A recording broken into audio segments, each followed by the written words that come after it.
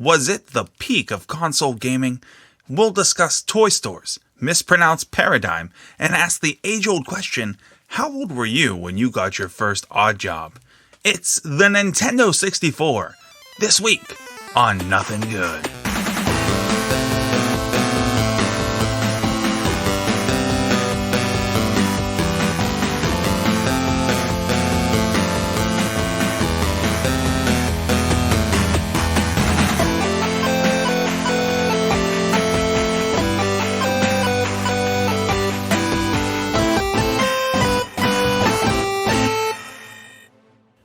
There are a few times in life where you see something that radically changes how you view the world. There are a few times that you see something that changes how you view a medium. There's a movie or music, in our case, video games. For us, witnessing Nintendo 64 for the first time changed a lot. And I'm a gamer. Mr. Brown, you're a gamer. Yeah. I'm a card-carrying gamer. I love video games. I have no shame. I remember my first experience with the Nintendo 64 at the Monroeville Toys R Us on William Penn Highway back in 1995. Little kid. Seeing Super Mario 64 for the first time, not in pictures, not in a magazine, not in GamePro, but seeing it operate and picking up the controller. I had the option, I had the luxury to pick up the controller, use the analog stick poorly, by the way, and move Mario around the screen. I had never experienced anything like that before that moment. And I was forever changed. Today's episode of Nothing Good is about Nintendo 64. Nintendo 64! And its legacy. And what it's left for us. Good, bad, ugly, and indifferent. Nothing good. Welcome to another episode of Nothing Good. Doc here with Mr. Brown. Hello! Hey, man. What's going on? Not too much. Excited to talk about what I consider top 3 consoles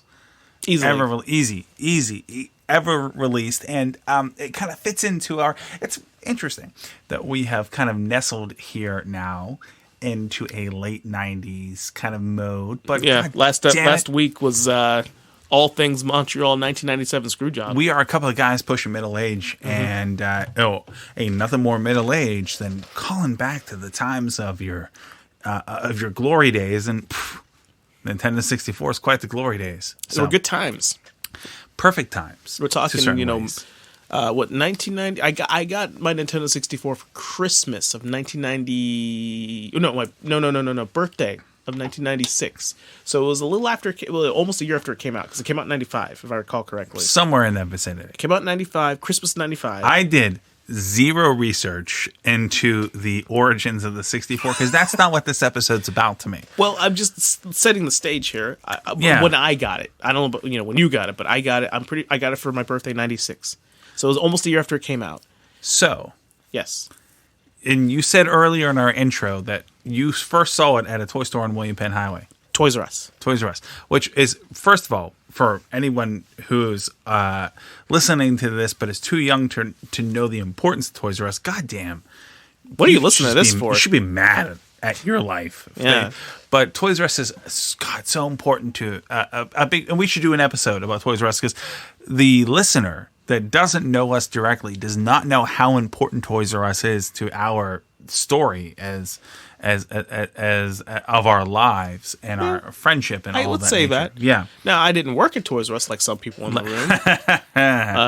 But Toys R Us, when we were kids and we were coming up, that was the shit. It was like you were out and you're, with your parents, your family, shopping, and then you were like, hey, can we stop at Toys R Us? Yeah, if you were really good, you got to go to Toys R Us, or it was Christmas or your birthday and you got Jeffrey Bucks. You went to Toys R Us not to buy anything, but just to look. To hang and out. Tease yourself. Check it out. And that's when I saw the 64. And you were grateful for the. It's like those restaurants that say free smells. It's like the smells of Toys R Us. You looked at things you would never buy. It was amazing. It was amazing times. However, okay, so that was your first chance to see it, and then you got it. I remember it vividly. 96. Remember it very vividly.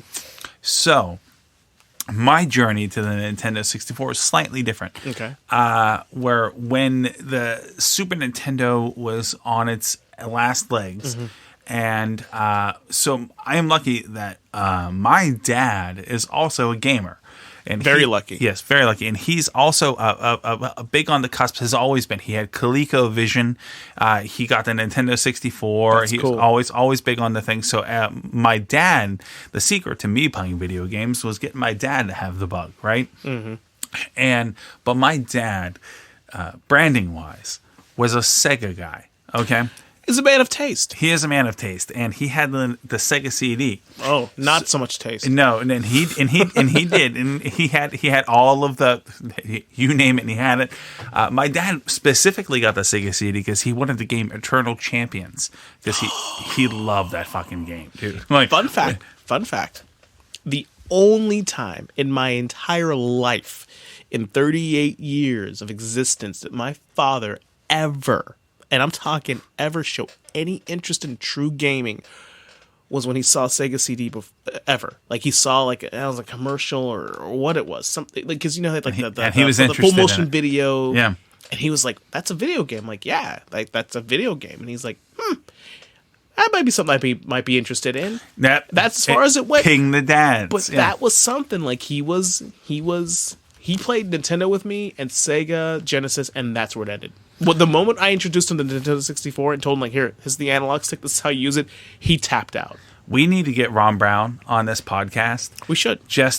Because he still plays games to this day. I see him on Xbox all the time. My grown-ass man dad, who's yes, in his 70s now, recently told me that he won't replay a game because he cried too hard at the end of that game. That's beautiful. We need that man on this game. Yeah, but yeah. regardless, so my dad being a Sega guy means, growing up as a son of a father, you either emulate your father or you rebel against your father, and I emulated my father. So I was a Sega guy. So when it came between having the Sony PlayStation, the Nintendo 64, or the Sega Saturn, I chose the Sega Saturn of those three things. Now, history would tell me that I made the wrong choice. You did.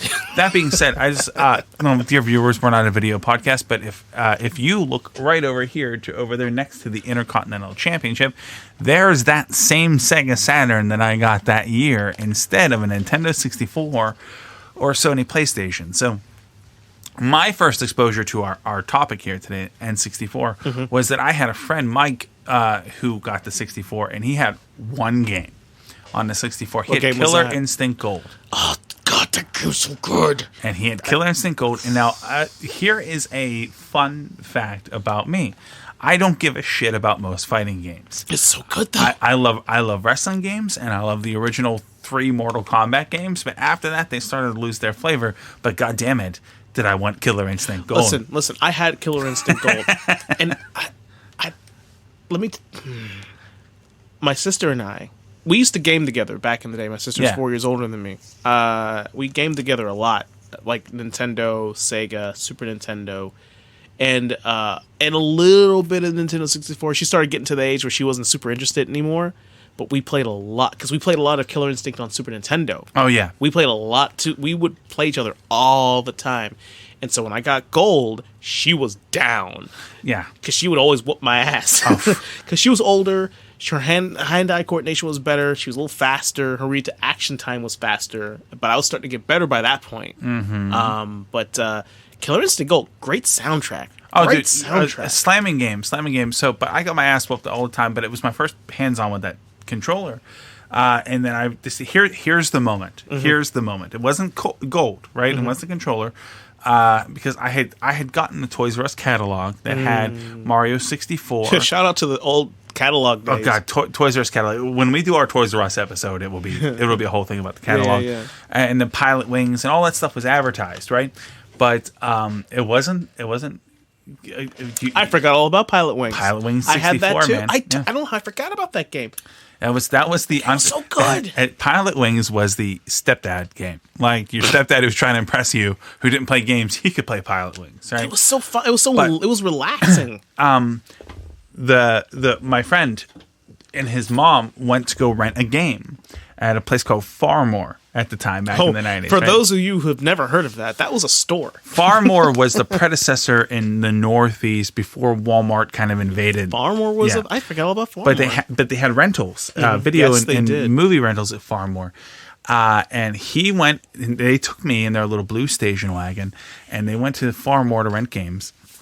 And they rented a game called Blast Corps for the Nintendo 64. That doesn't ring a bell. It was a weird game, but it was the first chance I'd ever seen, because Killer Instinct was a fighting game. It was just a nicer fighting game that we'd ever really seen before. Right. But Blast Corps was like a larger map game. Blast Corps, where it was a whole thing, it might be Blast Corps or Cores or something along those lines. But and I saw that game and I was like, oh shit, that's the game. Now, right around that time, I got the Electronic Gaming monthly subscription that I had until the magazine folded. Blast Corps. Corpse. Yep. There we go. Blast Corpse. Yeah, I'm sorry. Blast Corpse. IGN gave it a 9 out of 10, so it was apparently good. It was a slapper. It was a slapper. Like, and it was a lot of it was like there was a bomb, and you had to be a bunch of different things or a mech. I don't really know what the game was about, but I was super blown away by the graphics of it and the control and the open-mindedness. Now, keep in mind, at this point, I not had hands on Mario 64 or Mario Kart or GoldenEye or any of that stuff. Yeah.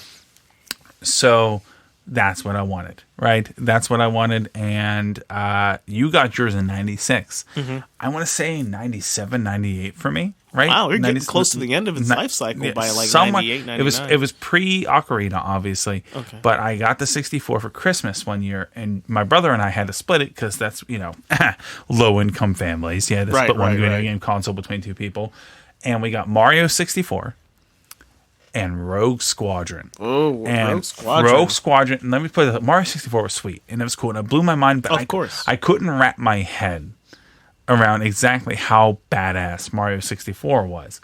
But having had a base entry PC before the 64, right? I had TIE Fighter on the PC with a joystick, and so I could play Rogue Squadron. Right. And I played that night, Christmas night, like December 25th until like December 29th when I went back to school or something. I think I slept 4 hours a night, and I played Rogue Squadron the rest of the time. And unlocked every little detail and every little tiny thing, and it was amazing. I didn't play a lot of Rogue Squadron. I'm not a huge flying game fan. Pilotwings is a different story. Yeah, for sure. Because you play, look, being a little kid and playing Pilotwings, you play it to almost like to chill. Because it wasn't like high stress. Pilotwings wasn't high intensity. It was like... Oh, you know what I mean? Like, it was just like you just flew. Pilotwings on SNES was never played it. No, okay. So Pilotwings on the SNES was very much like Pilotwings 64, right? But it was a lot of like Star Fox. Star Fox was technologically advanced for an SNES game. It was like half a Star Fox. With like they started with the technologically advanced, but generally you were just falling through rings. Okay. Right? Pilotwings 64 took the technology up a notch, but that same basically falling through things gameplay was the entirety of the thing. So now that we've shared our introduction to the Nintendo 64. So what games did you get with your 64 when you first got yours? Oh God, obviously Mario and Killer Instinct were the first two. That's badass. Because you know what, man, like back then when I was young, I was a big fighting game fan. I was really into Mortal Kombat. I was really into Street Fighter Special Edition on Sega. Special edition. I think it was special edition or championship edition. There it is. And it was mostly because my sister and I would always compete. We played a lot of fighting games together. That was like our thing. We played no other games together with the exception of fighting games and some racing games on occasion. Mario is probably, out of all the Nintendo 64 games I played, with the exception of maybe one or two, I spent the most time on. Just exploring, getting all the stars, getting this, getting that, just screwing around. It's probably the first game I ever just screwed around in. That's awesome. Because, like, now there's so many... Actually, now that I'm thinking about it out loud, it's not a sandbox game, but it kind of is a sandbox game in its own way. It's the first real sandbox predecessor game I ever played. Because you could just fuck around and just try things. I mean, my wife, dear listeners, is just as an avid gamer as Doc and I are. This is true. We have discussed this ad nauseum, that the most important moment in the Nintendo 64 gaming, which we'll get into when we get into Mario 64 in a little bit here, is not the game, but when you start the game and now you're in the castle. And you could just... It doesn't tell you. Yeah. It just says go. You just do. And up until that moment, every game on this SNES, the Genesis, everything else said you start a level and you go from left to right. You go in a direction. You do a thing. But then Mario 64 started and said, hey, here's how to play the game. That's a big deal for a little kid. Huge. Because I had a PC huge. most of my life growing up. But the most advanced game I owned as a kid, talking like middle school, elementary school as a kid, was Doom. Yeah, Quake. And even that was like, you gotta go, you're going in a direction. And you could hang out in an area that you cleared out as long as you wanted to and listen to the banging soundtrack. Yeah, but it was like linear, you're going in a direction. Yes. Mario, and that's why I kind of started, what I was saying in the podcast in the beginning is the importance of the experience. That Mario 64 was just nothing like I'd ever played before. Nothing. No. And let's segue then into our first question. Is Mario 64 the Godfather of modern games? Yeah. Absolutely. How could it not be? Yeah. I spent time... there were no YouTube videos. No. And there was no forums I was checking out. Oh, kids. You don't even know. Yeah, you spent time just dicking around, trying things. There were these things. There were. If you were lucky, called magazines. Yeah. And at the end of the magazines, they had whole sections for cheat codes and tips and tricks. But Mario 64, it don't have no cheat codes. No, it has ideas that if you get X amount of stars, you can take a cannon to this place and do this thing. But no. And for being the Godfather of all games, and this is something else I'm sure we'll talk about as we talk about retro games. It came out of the box into your N64, a complete fucking game. There was a time when games just launched. They didn't launch, by the way. They were sold. Done. Just done. They were what they were. There was no day one patch. No, there's no patches. What the game was what it was. It ain't gonna get no better. It ain't gonna get no worse. Yes, right. Ain't gonna get no better. For better or worse. As games will uncover on this list, it won't get any better, but it won't get any worse. And there's a double-edged sword to that, because there is the value of a game getting better. We do live in a time where a game can get better. No Man's Sky. We will talk about that in future episodes. Games getting better, games getting worse. But there is the value. There's a whole converse. Star Wars Galaxies, games getting worse. Yeah. There's a whole other subject to this where games. I try to approach almost everything in life as glass is half full, because I don't have the energy to approach things as glass is half empty. So I'd like to believe most of the problem is it's not because people love to point at the developer and say, "Oh, you're just lazy, you're just blah blah blah." Dude, I think a lot of it is just the ambition. The ambition is so great. Yeah. The hunger and the thirst for content and for a bigger and better game is so great that most developers just totally underestimate how difficult a task is going to be. The most dangerous question in creative history isn't how, it's why not. Right. And why not does you in. 9 times out of 10. And I think that's the why we have our day one patches now, because games get bigger, they get better, they get faster, they get larger maps, open worlds with RPG mechanics, but it's a third person shooter with you got to survive, and then there's persistent worlds and enemies, and then there's multiplayer, and then there's cloud saving, and then there's all this, and it's like, brother, And slow down. costumes and all that stuff. Give me just a single player experience. Yeah, and we can talk about the art of we're getting off the single-player rails game. on that one. Yes, but Mario 64, and it is the Godfather of all games. Yes, 100%. And it's not without its faults. You bite your tongue, there are no faults. Yes, there are, because not only have I played the game recently on the 64, but I've also played the ports. And let me tell you, I have not. The game's camera is atrocious. What was that, the C button? Was it the C button? And just hard rotating of the camera all the way around you. Yeah. It's atrocious. It works only in that vacuum of Mario 64 having played no other games. Well, that do that thing. And at the time, that's what you had to deal with, so you dealt with it. But now, decades later, 25 years later, after the game comes out, the camera work is atrocious on it. That being said, anything else other than the camera, which is absolutely just god-awful, like, goddamn you, that camera is terrible. But outside of that, the game still holds up. It is my wife's favorite game.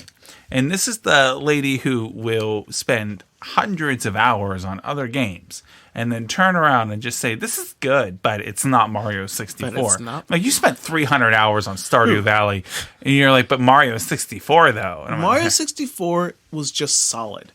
And she's right, it's good. For what it needed to be, it didn't try to be... That game didn't try to be something that it wasn't. It was complete when it came out of the box, and it was everything it needed to be and nothing more. And excelled at what it needed to be. So when you talk about the 64, talking about excelling, that's a great point. When you say the Nintendo 64, I think we have to talk about the trifecta of the Nintendo, at least in my end. Okay, so we talked about Mario 64 being the godfather of all games that used a three-dimensional world, which I think... On console. On console, absolutely it is. Yeah. So then you're talking about games that really set the bar. Game number 2 of the trifecta is GoldenEye. And how, goddammit, did GoldenEye change fucking everything? I didn't realize I liked first-person shooters until GoldenEye, because I didn't play any other outside of Doom. Yeah. And Hexen. Yeah, and I didn't play Quake, but I played Hexen. Quake, yeah, Quake for me. Oh no, I played Wolfenstein. I did play Wolfenstein. Everyone played Wolfenstein. Oh, everybody did play Wolfenstein. Everyone, literally, you couldn't get away from it. I think they ported Wolfenstein to bus stops. Like, that's everyone played Wolfenstein. But GoldenEye changed it, man. Like, how can you not say the fact that what are the 10 most popular games in the world right now? 8 of them are basically can be boiled down to being fancy versions of GoldenEye. GoldenEye, was such a special experience. Because I'm going to put my notebook down, because it is the first game I ever played where I gathered more than one other person together to play, like really play. Yeah. Because there's 4 controllers, you can split screen that shit, and you can dig in. I mean, and if the TV was big enough, it wasn't that bad of an experience. It was before even the multiplayer. Screw that. Just the campaign was good. Amazing. And then, look, I wish I knew. I wish there was a way to track how many hours I played GoldenEye. Just with like the not the cheat code. You unlock. You can unlock modifiers. That's what it was. The modifiers, the paintball mode, and the big head. The big head, yes. Make it difficult because it like the agent and then like secret agent like 007 mode or whatever. All kind of codes, characters you get from beating levels. They added so much unnecessary shit to give replayability. But yes, so that brings up a huge point I have. So we'll dig into the actual idea of what GoldenEye is and all that other shit, perhaps on its own very own episode. We should. But the idea is that it wasn't just the fact that it was probably the greatest movie to video game port ever. Easy. I can't tell you another one that was better. And that it changed an entire genre for the rest of history. But the fact that they packed so much unlockable extra shit in that game that they didn't fucking need to. They just did it. Meant that you were putting GoldenEye in your system long after that damn system had a chance to it was dead, but you were still putting GoldenEye in there. It was just fun. Like, I would play. It was incredible. How many times I've played the chemical plant? Like, I would play missions just to do it. You're dropping the chemical plant was incredible, right? I would just do it to incredible. do it. But can we talk about the? Can we really talk about where you have to protect Natalia? Can we talk about that though?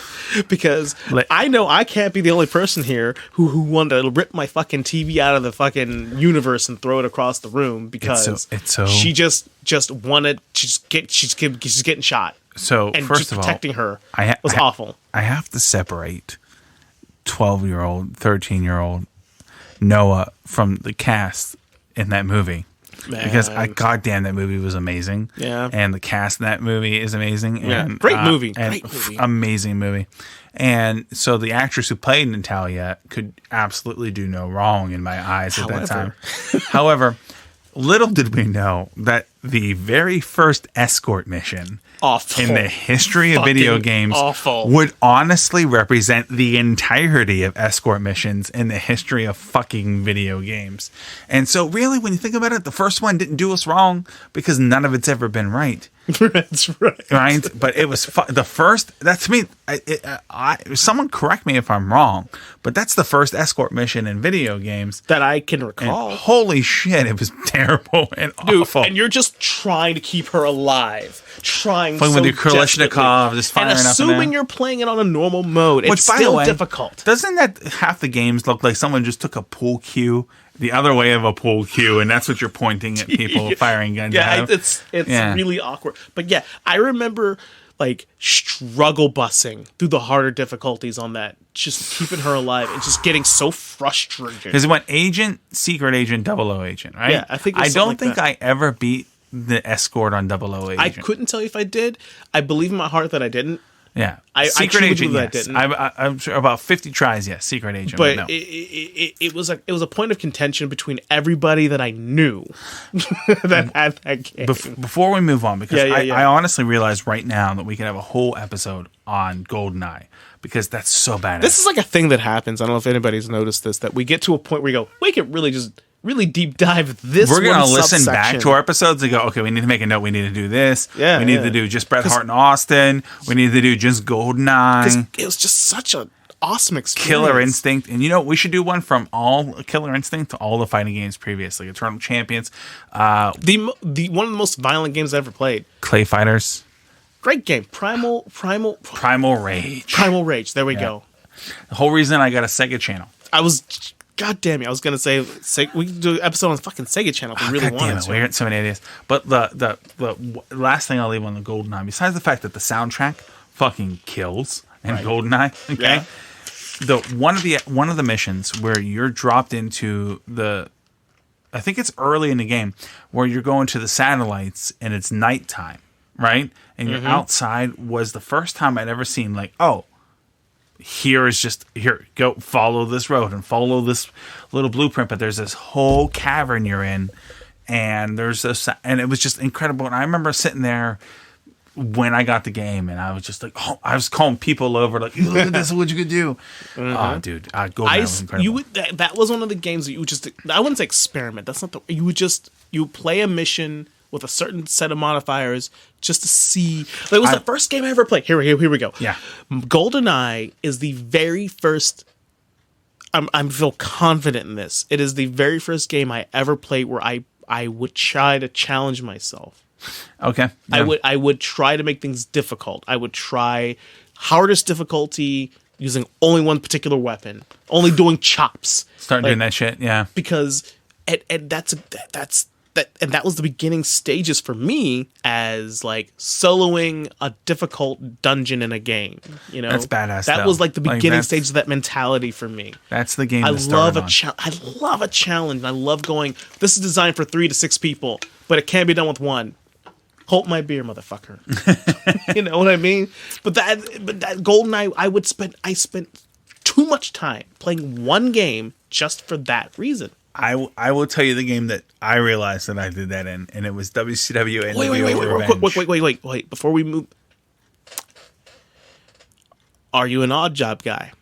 No, because I am. No, and it was so just kind of take it back, and I was not an odd job guy because you have a soul. I don't. Yes, and because the person who really kind of introduced, because I was focused so much on the single player, because dude, I saw that movie in the theater like 7 times. Did you really? I rented it when it came. I loved that movie.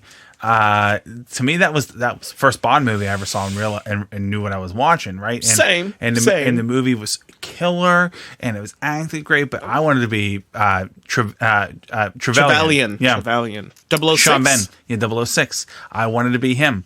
And which starts insert of wanting to be a heel, right? And that kind of a whole thing. But that's who I was. And I had a friend of mine who always was odd job.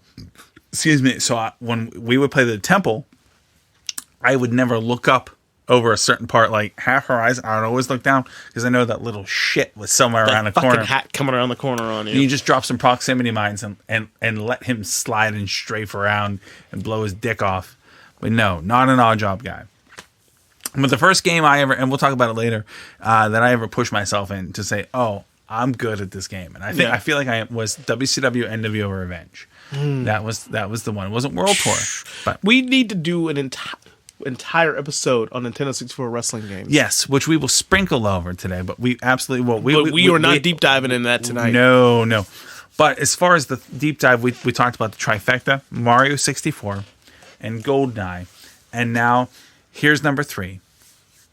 And I ask you this third trifecta question before we move on. The Legend of Zelda Ocarina of Time. Is it among the greatest games ever made? Ever? Like, period? Ever. Period. Yeah. Yeah. I don't think anybody who's gamed and it was alive to game and old enough to appreciate it would disagree. Oh no, yeah. Is now let me ask you this. First of all, absolutely I agree. Hardcore. Is it the best N64 game? No. Okay. That's a real quick no for me, man. Yeah. Like, I really and then this is like a point of opinion, right? Like, yeah. Or okay, do you look at it as, okay, what's your opinion, then what's like really is it the best? Because you can there's a difference between your favorite and the best. Yes, that's a common thing we talk about all the time here in our friendship. There is a difference. There's a difference. The best thing is the best thing. It's hands down. You don't have to be able to enjoy it all the time, but it's the best you've ever done. Your favorite is something you can pick up at any time or turn on anytime. Your favorite movie is something you can watch at any time. Your favorite song you can listen, and your favorite game you can play at any time. But that doesn't make it the best game you've ever played. And for Nintendo 64,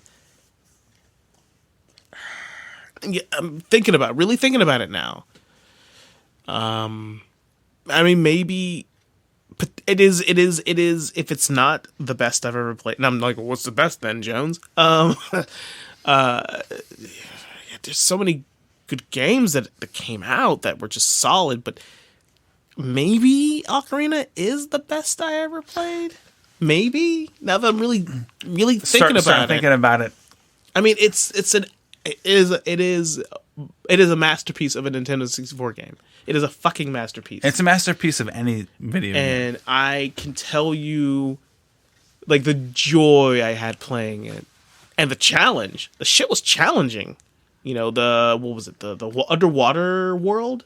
I can't remember what it's called. Water Temple. Water Temple. There we go. Water Temple was. Like, I never played a Zelda game before. I Water feel Temple. like everyone who's ever wronged me in life is gonna. I hope that when they die, they go to the Water Temple. That shit. Again, I'm glad I'm not the only one. No, Water Temple was tough, man. I bought the Ocarina port for the 3DS years later, and they fixed the Water Temple so that you couldn't get stuck and have to completely redo your entire game. Which was relieving and awfully frustrating at the same time. Knowing that it lasts because there's entire generations of children who won't know the pain that it took. Well, kids don't really know how difficult games used to be. Oh no, they don't. They don't. Back in our day, Back in my day. Back in our day. Games didn't hold your hand at all. No. You would just play it. And you'd learn by fucking up. Yes, and if you needed something, then at your local video game distributor, there was a $12.99 strategy guide. There was always a strategy guide. Before that was the internet, overpriced. there was a strategy guide. I have over there is the strategy guide for, I think, Grand Theft Auto 4. No shit. I don't even know if I've opened it. Right? For what? I don't know. Cheat codes? No, I just like. First of all, I just like the Grand Theft Auto cover art. It's always been one of those things that gives me good feelings, right? But I mean, I got it because I think that's the last video game guide I've ever saw. Dude, we look when we were kids. You would boot up a game and there was no like mission directive. It was like you just started playing it. Oh man, you went straight. Ain't nothing gonna shock your life like turning on Battletoads for the first time and it basically being like somebody in Japan screaming "fuck you" at a video game screen for and it's done. It's like, oh my god, that's it. Ninja Gaiden and Contra and Battletoads, Ninja fucking Turtles and Nintendo. Look, I don't know if you're old enough, even to appreciate, that experience. We're going back, and this is off topic, but real quick. Way pre-64. But I got Nintendo for Christmas.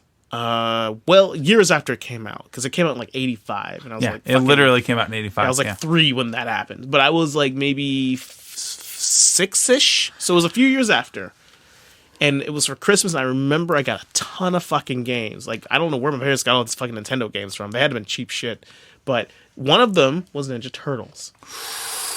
And as a kid, a child I can still see that art on. Yeah. I've never seen the box art, but I've seen the art on the cartridge many times. Was a huge Ninja Turtles fan. Yeah. Being born in '82, it was like that was just what you did. And so I was really excited to play it, but more specifically to like the idea of like how difficult games were. Yeah. The fucking level where you had to swim and avoid the fucking I don't know what they even were. Like it was before the dam. It was after the dam level. You jumped into the water. You had to navigate. There was like a bomb that was gonna go off, and it is the hardest level I've ever played in any game in my life. No, to this day. For those who don't know, the Ninja Turtles game was actually a skin of the original Battletoads game. Yeah, which they just modified the art slightly to. It actually makes sense when I think about it when you say that. And then the first Battletoads game that came to the U.S. was Battletoads 2, so that when you look at Battletoads 3, which is considered the hardest game of all time, it's actually Battletoads 4. But we'll get into it. Mr. Brown with the fun facts. Yeah, I hate it. Yeah. But I love it. But to the point that the games were really difficult back in those days. So speaking of games that we love and hate, so we have expressed our reverence for Mario 64. Yes. For GoldenEye. And the Ocarina of Time, which I think all 3 games deserve a future episode just themselves. Yes, agreed. I could babble for hours about the fucking music for Ocarina. Right, like it just slaps. But while we're talking about what we love and what we don't love, this is a great time to talk about some of our favorites, worst, overrated, hated, hidden gems in there. So let's have a quick convo here. Okay. Yes. So let's talk about flat out favorite 64 games. Let's keep it up on the top. Let's start instead of building up to it and then forgetting where we're at. Let's start. Let's go back and forth. Can I make just a little bit of a rule here? Please. Because no wrestling games. Oh, God damn it. Every wrestling game would be on there. Right. So, because I feel like it goes without saying that our favorite would be a wrestling game. So there has to be something else. I came up with that days ago. Well, let's do that. And let's add into that your favorite, even if it is, for the sake of having a conversation, let's not mention those top 3 games. Of course. Okay. So do you want to start? Go ahead. All right. So if you had to say, and I know this is going to be a weird cut here, but a game that I played for hours and hours and hours when it came out, Episode 1 Racer. Of all games, I fucking adore Episode 1 Racer to the point did not expect that. Where I have it on the Xbox One and the Nintendo Switch because they ported it, not redone. exactly as they were on the 64. Oh. And I want it exactly nasty like that. But why? I like my shit nasty. Well. But no, dude, I loved it as a racing game. It was a fantastic. So I discovered it as a kid with Outrun and Cruisin' USA, which is a game which I actually, which will make an appearance game, on man. that I had in the I don't. If you're like, do you like racing games? I would say no, right? But certain racing games I really like, and Episode 1 Racer was straight up at the top of that list. Can I just say? Yeah. No, go on. No. No, that was it. I feel like we trade off on that, but yeah. Keep going. I was going to ask you if you played Episode 1 Racer. Yeah, and I didn't like it. Oh, you son of a bitch! So you're not Sababa? You're not a Sababa guy? It was all right. I just want to reach out to all my homies out there who rep E-Bendicoot. E-Bendicoot is a real bitch, and he'll smoke all y'all chosen ones in any race, in any course, at any time, especially Aquilarius. That's right. One more time, hashtag E-Bendicoot for Racer. For those of you who could not see this, which is everybody else, Noah was really into that. Yeah, it was I weird. fucking love Episode 1 Racer. I'm not gonna admit it. I'm not gonna be ashamed of it. I'm gonna admit it. Nor should you. Yeah. Nor should you. Well, I was gonna. I'll get to the point connecting to what you said later, but my favorite. If I can say, like, well, it's not a wrestling game because it would be a wrestling game. Of course it would be. So, yeah. like, to you say disqualified all that number, shit right unofficially number one, without question. And it's not GoldenEye, it's not Zelda, ain't none of that shit. Not Majora's Mask, none of that. 1080 snowboarding. Let me tell you something. Let me tell you something. He's Mr. dropped Brown. the notebook, folks. He's dropped the notebooks. 1080 snowboarding was so fucking good. Oh, dude, it was incredible. It was the first snowboarding game I ever played in my life. Absolutely. Why wouldn't it be? And it was, the graphics were solid.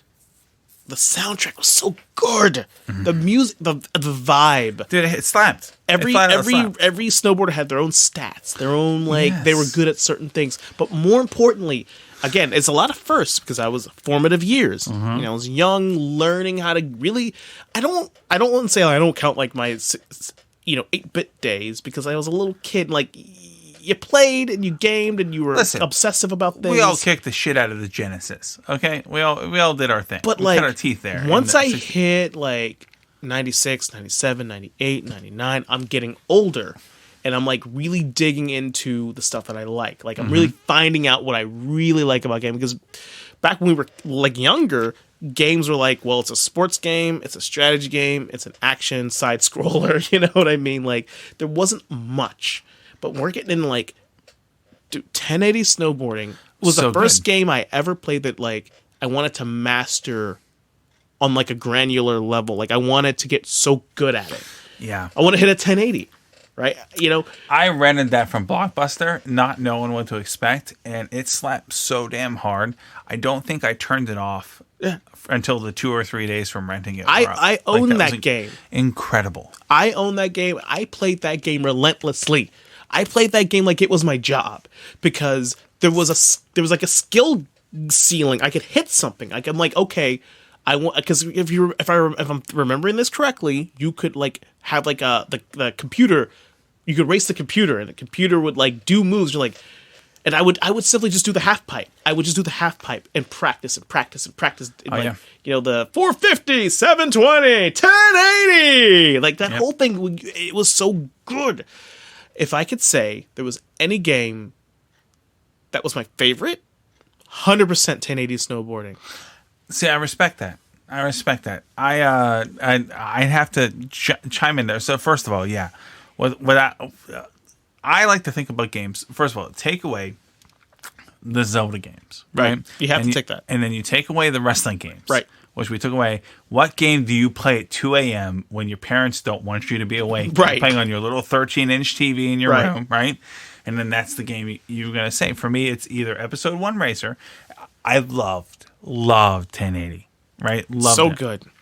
It's a shame there was never a sequel. No. to any of it. Like, there's never nothing. I feel like SSX jumped in Tricky. there. Yeah. Yeah. But if I had to put a number 2, again, it's not a Zelda or a wrestling game. It would be Conker's Bad Fur Day. Well, that's a whole other thing, man. That's a whole fucking thing. And I because I had not. Now, here's the thing: is to me, I don't think I would have been able. And now this is a whole other bag of worms, as far as single player immersive experiences, right? That I actively thought about, because you play single player games, and Sonic the Hedgehog, the first one, was a fucking single player game, right? But I had not had a single player game that I had actively thought about when I wasn't playing the game, like walking around school or walking around town or doing my other thing. And it would be the predecessor to games like Mass Effect, Skyrim, Oblivion, Morrowind, and a lot of Grand Theft Auto and those games that you think about there, until I fell in love with Conker's Bad Fur Day. Because not only did it played like a rare game, Banjo-Kazooie and all that other shit, but it was an immersive enough experience. Either be because it was risque. It was it was super risque, right? But also because it was cleverly crafted enough, right? To where I was like, I was at school the next day. I'm like, I just really can't wait to play Conker again. I'm like, what's going to go on? Is anyone else playing Conker? And everyone's like, oh, shut up, you weird long-haired guy. Now we'll play that. What the fuck are you talking about? But that's the shit right there. You know what I mean? Like that to me. So like, episode 1 was the game. Racer, I kid you not, dude. I played that all the time, to the point where I bought it on the Dreamcast. This is a quick sidebar. That's commitment. Okay, I bought it. First of all, I love the Dreamcast, and we'll talk about that another time. It's a whole thing. We'll write that in the idea book. I adore the Dreamcast, but I bought the Dreamcast, and I bought that for the Dreamcast at the Record Exchange, to the point where the Dreamcast had you could hook up your phone line to do a 56K. And the Dreamcast that's right. had 2 things. You could do Phantasy Star Online, which is the only multiplayer online at that time, right? Or you could do leaderboards on certain games. I am not too proud to admit that for a time in the summer of 2000, 2001, somewhere in that thing, I was the leader on so many different leaderboards of episode 1 on the Dreamcast in the world. Now, I didn't flex that when I met my wife, but I should have. I'm like, hey, baby, you ever been with a world leader in Dreamcast episode 1 racer in 2001? Would you like to be? She probably wouldn't have married you. No, she wouldn't, but she did. So now I'm going to, after we're done recording, I'm going to whisper that into her ear and see if she automatically files for annulment. But episode 1 racer. So that's our faves, right? That's our faves. Absolutely. Do you have anything else besides 1080 that's a fave? There are a lot of, there's so many great games. Goodness, what was it called? Army Men Sarge's Heroes? What was that? That was like an Army Men game. Army Men Sarge's Heroes. Way better than it had any business being. Yes, for sure. Slapped. Let me think. That's the one where you're like in a kid's room, right? Like you gotta go around. It was essentially if Toy Story had a military plot. But the story was like kind of like good, if I remember correctly. And I remember because it was like 10 soldiers versus the green soldiers, something like that. And I remember being a kid and playing the games. I rented it. I didn't own it. I rented it. And I remember like little things that like the antagonist would say that was like kind of borderline racist.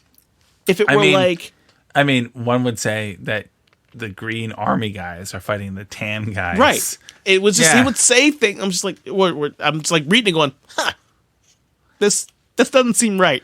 Doesn't seem right at all. But there was a lot of great games. There was the game I played a lot of. It was not Voodoo Man. Voodoo Man was for the Dreamcast, I thought. Not Voodoo Man. Shadow Man. Shadow Man, yeah. Was good. Yeah. Turok. Now, Fucking Turok, man. Okay, so don't get me started on Turok. Okay, so I actually have Turok on my list, but not perhaps where you would like to see it. So we talked about those favorites, right? And we talked about there's so many great games to this. Before. We could this could be 7 to 12 days of us whinging about it. But I wanted to say, so we talked about favorites, Turok, and I think Turok 2 to me is the one that's really good because it Turok had, 2 like, was really good. The weapon creation in Turok 2 really kind of stepped that shit up. Okay? Turok 1 was good for it being the first attempt at the franchise, the insertion of the franchise.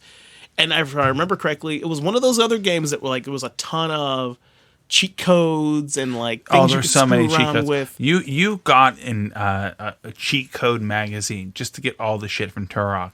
Dude, at some point we need to insert Game Shark, where you can create your own codes. Oh man, there's a remember whole that thing. shit. There's a whole thing. Yeah, there's a whole thing. I created one code ever because I had Game Shark for Duke Nukem 64.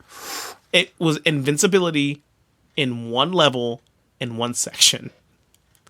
That's the only part it worked in. I did not have Duke Nukem 64. I feel like I had a friend's Game Genie. That's old. Game That's Genie. Nintendo. That's old school. Game man. Genie. I think I had it for this Genesis or something, but I was never on that level to have an extra peripheral to cheat at a game. I just used to go with a notepad, like a little tiny flip pad, to the right end, and I'd look up the games that I was playing, and I'd write down all the codes and hope that I remembered them fast enough. So it's basically stealing. I mean, we'll go with it. Yeah. So favorites, and one, I would be remiss if I didn't add Perfect Dark to my favorites. You know, and the only reason I didn't add Perfect Dark is it's like, I mean, fuck, Perfect Dark's another goddamn masterpiece. Yeah. Perfect Dark is... You know, here's the thing. Yeah. I love Perfect Dark. It's so good. But I prefer GoldenEye. Absolutely. But Perfect Dark's better. But Perfect Dark was better in every way. Every single way. Especially if you had the expansion pack from Donkey Kong. Yes. And you could add the bots. The bots made your 4-player multiplayer experience amazing. But GoldenEye stopped because you saw the goddamn movie and they nailed it in the soundtrack. It was just... It's weird. I don't know if because I got a little older. Every time someone says Perfect Dark, I hear Joanna. Every time. Well, but Perfect Dark was excellent. Like, it amazing. Was genuinely an excellent game. Like, yes. Fundamentally, foundationally, execution. You had that area you walked around. Everything was good. But it almost felt like, and it's hard to really verbalize. It wasn't that I didn't like it as much, because I did. But GoldenEye, I think because it was first. It cut the ground. And it was just such a unique experience that, like, Perfect Dark was excellent, but I'd been there. Yeah. Maybe that's... For sure. Yeah. And it was just improving upon that. Yeah, it was a really significant iteration. So let's then discuss maybe games that everyone else regards as great, but are overrated. Do you have any overrated games hanging out there? If I had to say, if there was like an overrated game, there's one. Are you gonna cut deep with it? No, I don't think I am, because I think anybody who's around our age who was really into gaming knew about this game and knew about how it was in development for a long time, and then it released. And I think the hype behind it, people wanted to believe that it was good, myself included. I'm not excusing myself, but man, it's a shitty game. Mission Impossible. Wow. Let me tell you something. There are a few games I obsessed over before it released the Mission Impossible. Because Mission Impossible, I would talk to my friends at school about it constantly. Because there would be like a write-up about it in GamePro or Nintendo Power. And they would show these screenshots. The game looked beautiful. And they would talk about what they were going to do, what the game was going to be in the game, the stealth, the action, this and that and that and this. And then I daydreamed about this game constantly. Back when you were young enough to just daydream about gaming all the time. And then I bought it. My parents paid money for it. I made them pay money for this game. Why do I have no memory of this? Because it was fucking not good. But it was hyped up so badly. Here's a little history lesson behind this game, because I was so dialed into it. Yeah. The game way back, was supposed to come out on Super Nintendo to coincide with like a movie. It was originally going to come out on Super Nintendo. Didn't happen. So they moved all the resources to Nintendo 64 for development. The original team, all the core members, left. So I can't remember the name. Info Games, something like that. They're the ones who ended up developing the game. But at this point, the movie had already come out and been out. So Tom Cruise didn't want his likeness in the game. Infogrames. What kind of name is that? No offense, but real, seriously. But the editorials on the game were like, push this game like it's going to be like the second coming of gaming. There's supposed to be espionage and tricks and traps and stealth. It was going to be based on the movie. But what ended up happening is it was loosely based on the movie. Yeah, this is really brutal. Dude, what I'm looking at right now, I have listen, I have a very visual memory. I have no memory of this game. Because you never played it. So it wasn't, listen. And again, this is all in a vacuum, right? Like, I can only tell you about there was no YouTube, there was no Reddit, there was none of that when we were kids. So my experience with Mission Impossible was relative to other people that I knew who had it. And I knew a lot of kids who went and bought it, and they were like, oh, this game is so amazing. I'm just like, is it? Is it, though? It's not that good. No. But here's the thing. It was so ambitious. It was stuff that Hitman adopted, where you could knock somebody out and steal their costume, was in the game. Why do I feel like I should remember this? Because listeners, few times can I stump Mr. Brown, but I am stumping this motherfucker literally right no now. memory of this, and I feel like I absolutely have played this game, but I have no memory of it. Maybe I blocked it out. Dude, it was like the first real experience of like hype not delivering. All right. But yeah, that would be my overrated 110%. That and maybe Win Back. Let me give you my you play overrated. Win Back? What? Win Back. Win Back? Win Back. That sounds really familiar. Win Back. It was a third-person action shooter. It was like kind of like Metal Gear Solid, but no stealth. No. That was very fucking overrated in my opinion. But anyhow. We will go within the not Metal Gear Solid genre one day with Siphon Filter and Metal Gear. Siphon Filter, yeah. Fuck that franchise. Whole bunch of Time Splitters, which was like the halfway between GoldenEye and the games that would follow. So what are yours? My number one most overrated game, and this might split some people, Pokemon Stadium. Not to be confused with Pokemon Snap, which was fucking amazing. First of all, yes, that's going to come up on my hidden gems. I love Pokemon Snap. So good. I adored it. I went to Blockbuster and printed out the little stickers and all that shit. That was the best. But Pokemon Stadium, fuck that. Never played it. You get the Super Game Boy. You get whatever that adapter is to get your Game Boy, and you import your team into the Pokemon Stadium only to basically just hit 4 buttons to see the same shit you could have done on your 64. I was never a Pokemon guy. And I had so many friends that were like, Pokemon Stadium, you're going to bring your team over with your memory pack, bro. You got to do this. Memory packs. And I'm like, okay. And I got there and I'm like, this is the game. This is the fucking game that we're all hyped around jacking off in a circle for. No. So no Pokemon Stadium for me. I thought, and I think it's largely because the Pokemon games in the 90s were fine being Game Boy games. Right. And eventually we did not get to the point where a Pokemon game could be successfully and properly ported to a console until the Switch, like 3 years ago. Right. So that's a long time to wait. And by then the shit had, passed through the fan. I was not interested in that. But if we're going to talk about hidden gems, which is where we were going, first of all, the worst. Let's go before we get to hidden gems. What's the worst Nintendo 64 game you ever played? I don't have to look very far. I'm going to remove the wrestling does not count out of this because Wcw Backstage Assault is the worst fucking game I've ever played. Yeah, in my worst game life. ever. Yeah, you know what? We can put it. Back and you know what? It's closely tied with Superman 64 because that game is that was it. How does that not become number one if it's not Backstage Assault and Superman 64? Right? Folks, listen. If you've never played any of those games, God bless your soul, because we did it for you. Yes. And I'm telling you that Superman 64, I rented this. Thank God I didn't buy it. Yes.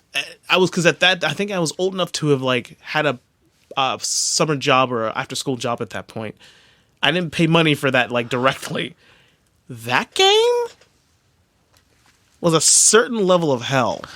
I would honestly, if someone's like, if the person I despise the least in this world came up to me and they were like, listen, I'm either going to have like all of my toenails removed or I'm going to play Superman 64 for 8 hours, I would be like, how strongly do you feel about your toenails? Like, how many toenails? Yeah, how many? All 10 of them? I don't know about that. They'll grow back. It's real bad. Listen, if I remember correctly, that game was you just flew around mostly through rings. Yeah, it was. So what it was is so to put it in so many sentences to keep the audience engaged here, Batman the animated series in the 90s was amazing, and it still is amazing. So of course its success spawned off Superman the animated series, which was the artistic design basis for Superman 64. Which was basically just the character of Superman the animated series in full 64 quality, 3D rendering. There's some serious air quotes there. Yeah, serious air quotes. Flying through rings. Because Lex Luthor had taken the city hostage, maybe? Yeah, and Brainiac involved somewhere Something in like there that, too. yeah. So who gives a shit? It doesn't matter. Not the developers. Fuck it. Yeah. That and WCW Backstage. That's the only time I'm going to let us put wrestling back in here, because WCW Backstage Assault was the second worst game. I in bought 64. I bought with my own personal money that I earned from my job at a young age. WCW Mayhem, right? Yeah. Which awful game. Wasn't the worst game I ever played, but it wasn't good. No, it was not good. And I remember Tyler and I, my buddy Tyler, shout out Tyler. Hey, Tyler. I was so excited to get it, and I brought it home. The next day, he and I sat down. He came over. We're like pumped up, big wrestling fans. Like, let's play this new WCW game. We might have played it for a half hour, and I don't think I ever played it after that, ever, because I knew what a good wrestling game was. No Mercy was out, and I was like, "Well, fuck world. This noise." But that game on every level was not good. No, it was bad. It was real bad. Everything about it. It didn't look good. At least Superman 64 semi looked decent for a second. Semi looked decent. Backstage Assault looked like shit the second you turned it looked on. bad. It played bad. The audio was bad. The controls were bad. The premise was bad. And Mayhem wasn't much better. Mayhem was Backstage Assault was everything terrible about Mayhem, but with no ring to actually have a wrestling match in. Yeah. So I mean, so let's go to hidden gems. Let's talk about our favorite. What's yours? So a great hidden one that I always like that no one really talks about, period, is a game called Forsaken 64. The future is forsaken. Yes. The future is forsaken. First of all, I remember that commercial. I'm not going to lie to you that it was either Game Pro or Game Informer or Electronic Gaming Monthly, but there was that ad that was, it was an all-black page with the chick with the tattoo on her face for Forsaken 64. Yeah. That ran like 3 months. That 12, 13-year-old Noah might have ripped out of the back of that page and hidden in the bathroom somewhere. I was ready for this game. I was super ready for this game. And then it ended up being good, which is it wasn't a bad game. It was good. I rented that. It was a good game. Vehicular combat. You could switch the things out. That was badass as hell, dude. So what are some of the ones that you liked? It's funny. What I was gonna say way earlier when you were talking about how like episode 1 was like your thing. You're like, oh, I'm not really much of a racing guy yet, but but here I am. Blah blah blah blah blah. Interestingly, there's like a sidebar here, listeners. There's like this running. I don't know. It's not a joke. It's this running thing between Mr. Brown and I, where like he's one half of my brain. Same. Yeah. And there's another gentleman who's not here, who should be here, who is the other half of my brain. So same, right? I'm not a big racing car game guy. I'm just never been. Never really grabbed me for a long somehow time. magically, like some of my favorite games are racing games. Why not? Right? Because the single biggest hidden gem to me is Beetle Adventure Racing. Oh, Beetle Adventures. Oh, shit, dude. That game is so good. That game was so fucking good. There are certain things in life that didn't have to go as fucking hard as they went. But it did. And Beetle Adventure Racing went. Hold on. I'm going to shout them out because they fucking deserve it. Where is it at? EA Paradigm, motherfuckers. Paradigm. You guys, Paradigm, I'm clearly drunk. You are. Paradigm.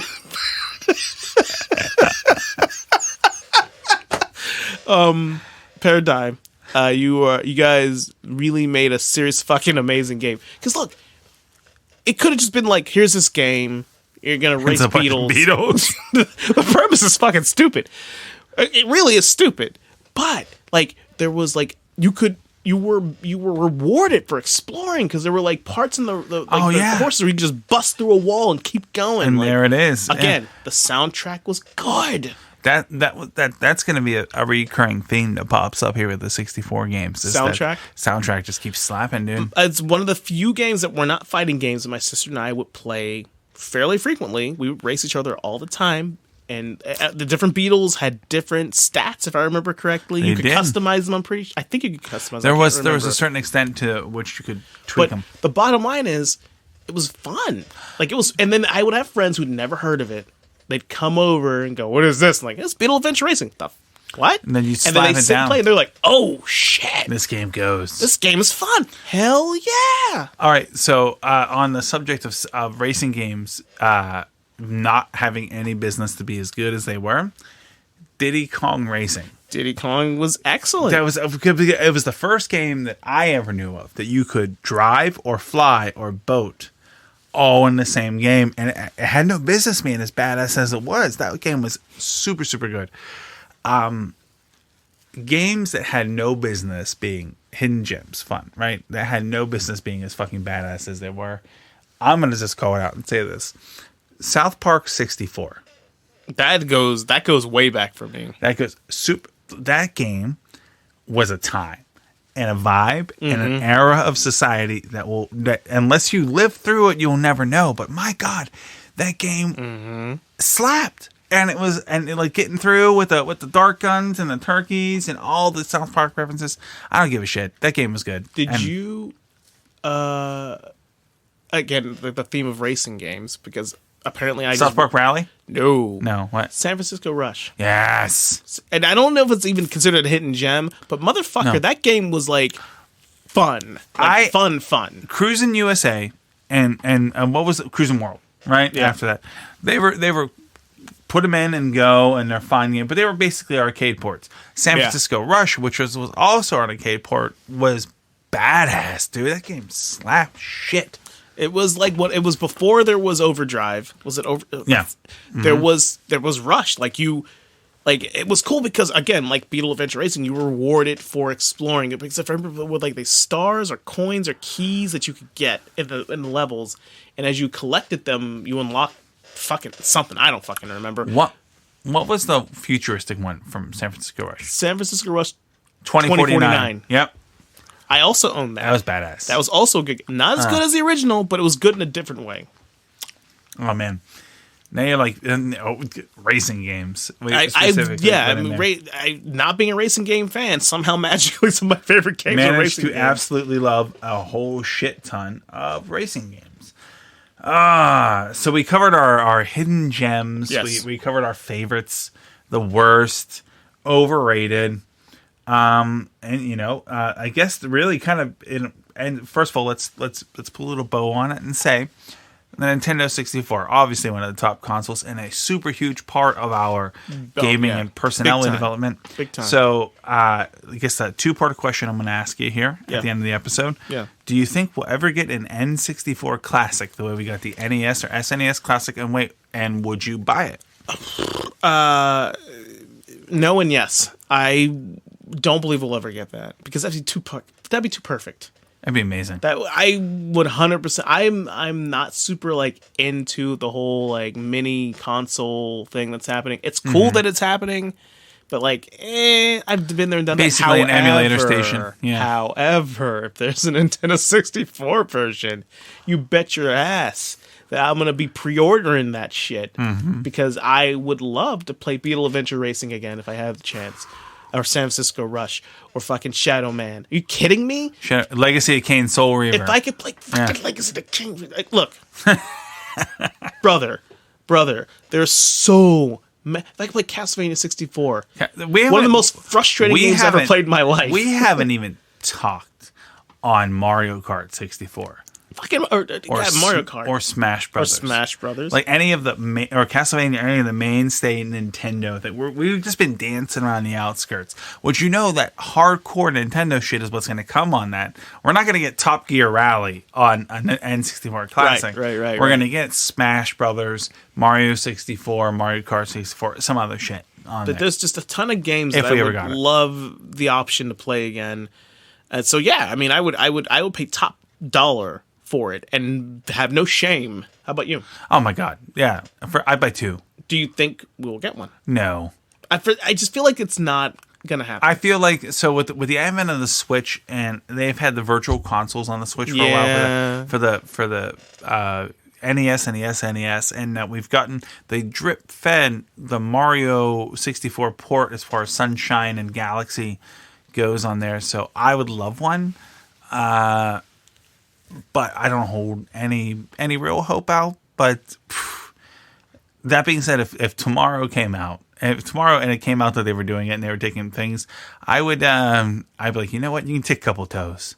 I don't need those toes, but it depends on what games are on there because I want my shit. I want to be able to play Ocarina on. I have a 64 in the same room I'm recording this, but all I have. Is true. Ready to play are wrestling games for another podcast. Nothing wrong with that. No. So I would love Ocarina. I'd love to play that. I'd love Smash to play with that and a bunch of other fun stuff. But 64, what a time. What a time to be alive. What it was amazing. Dude, between the gaming we played and the wrestling that was on TV, it was a good time, man. Oh, man. Late 90s were peak, and then the music that we heard. And speaking of which, that's a great time to kind of segue into what we got going on next week, right? Yeah. Because next week, music, late 90s, early 2000s. Who do we got on tap there, Doc? We have Eminem.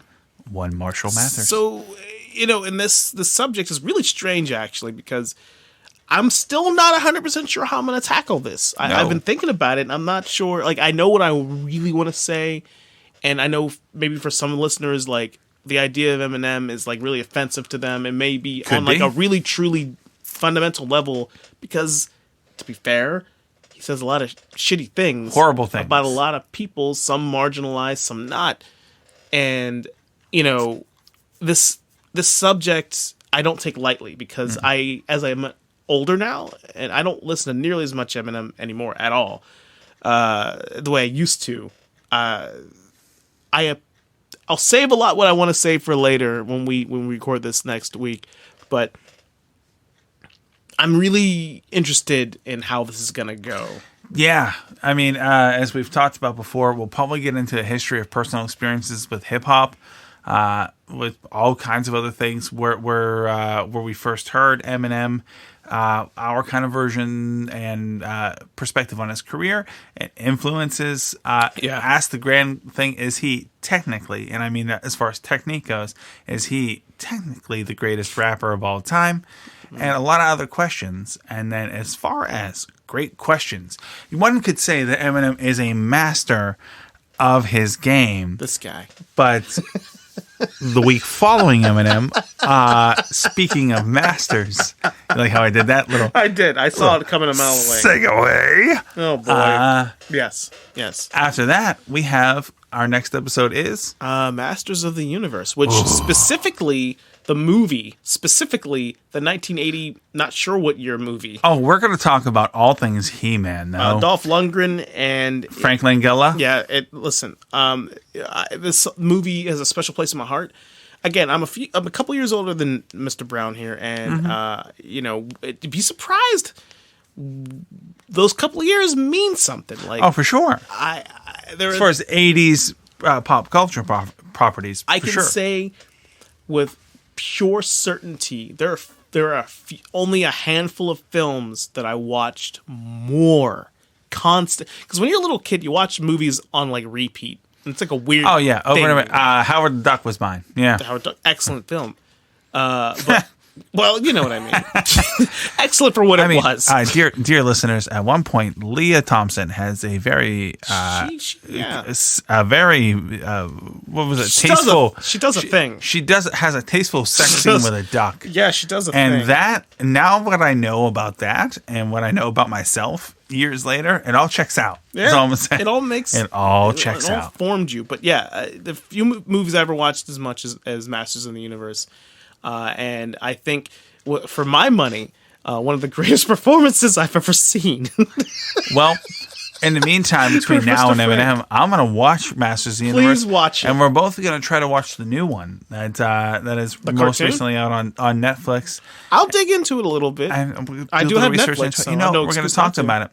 And then after Masters of the Universe, I'm just going to sprinkle a little something in for our listeners. Sprinkle. Let's hear it. After Masters of the Universe, we will be recording a podcast live on location. Yeah. As opposed to now. As opposed to now, which is also we're live location. in one location. We will be vacationing together, and we'll be doing a podcast there. Yes.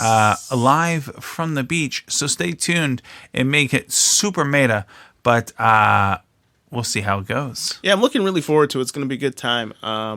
Mr. Brown and I, us and our families are venturing off into a beautiful place. It's gonna be good, and we're gonna hang out, shoot the breeze, shoot the shit, and we're gonna record a podcast. We're gonna drink just as copiously as we've drank for all of these. Well, we're gonna drink way more, today. actually. Yeah, most definitely. Because we'll be on vacation, and our wives will not judge us because we'll be on vacation. Or they'll judge us even slightly less, which is what we'll take. Yeah, this is always. But speaking of judge us, we hope you have only judged us with the most sincere intentions. Yes. Thank you for joining us and listening, and I hope you had as much fun as Mr. Brown and I have had fun. Oh yeah, I mean, had a blast. I had a great time talking about the 64 and all journeys so far this far in the podcast, and we hope that you join us on this and every other adventure that we take.